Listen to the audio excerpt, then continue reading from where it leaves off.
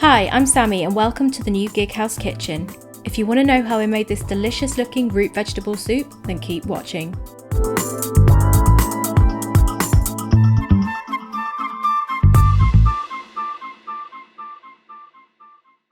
To get started, we'll need 1 butternut squash, about 6 medium carrots, 1 small head of garlic, and 1 medium onion. Next, we peel the butternut squash, carrots and onion and cut them into 1 to 2 inch pieces. Place these in your baking dish and coat them with a little bit of oil, salt and pepper. Cut the top off your garlic head and then place it cut side down in your baking dish. Bake these in a 180 degrees C oven for about 30 to 40 minutes or until the vegetables are soft.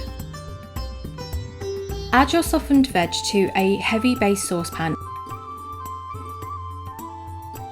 and cover with 500 ml of either chicken or vegetable stock and 500 ml of water.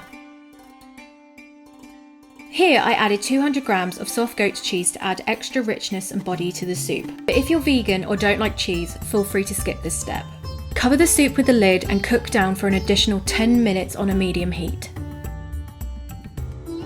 Next, blend everything together with an immersion blender, being careful not to splash yourself with the hot liquid. Season to taste with salt, pepper and maybe even a little sugar and you're ready to serve. So let's check out the reveal. So there you have it, delicious root vegetable soup ready to eat with some crusty bread. Thank you for joining us. If you liked this video, don't forget to subscribe. See you next time on the Gig House Kitchen.